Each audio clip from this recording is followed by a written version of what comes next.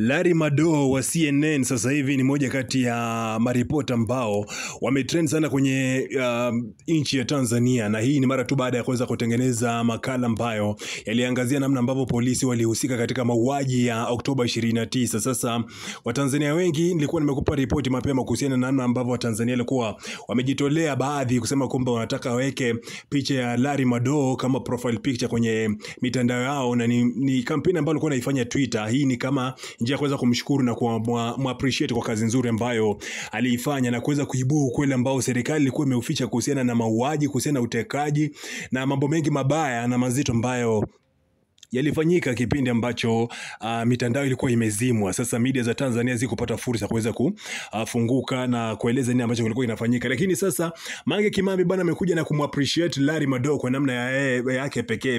Pia mamua bwana kuja kumappreciate Larry Madowo, na nimepita kwenye Instagram yake, alikuwa ameweka picha ya Larry Madowo na pale kwenye caption pale chini akasema kwamba man of the hour, na kumtag kabisa Larry Madowo na kusemaje, aibu ni kwamba wameshindwa kupinga any detail ya kwenye ripoti ya CNN. Eti leo serikali haramu inadai haki.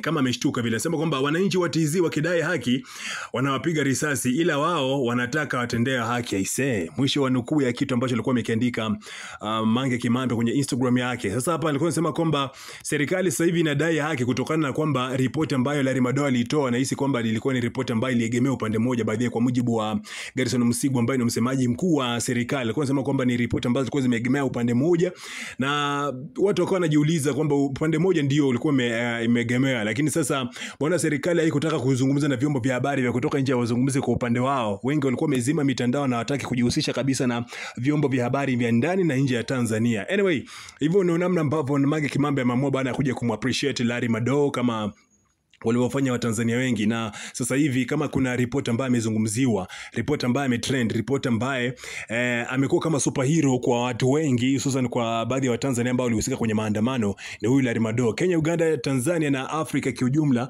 wameangazia, sababu hamna media ambayo ilipata fursa kuweza kupenya ndani ya Tanzania na kupata exclusives ya nini ambacho kilikuwa itafanyika. Lakini Larry Madowo bana, baada ya kuweza kushirikiana na Watanzania ambao walimtumia video clips nyingi sana, vipande vingi vya video ambavyo alienda kuvichukua na kuifanyia hakikisho kuhakiki taarifa hizo kama zilikuwa ni za kweli, ndio baadaye akaja kuachia makala hii. Nipe maoni yako kwenye uwanja wa comment.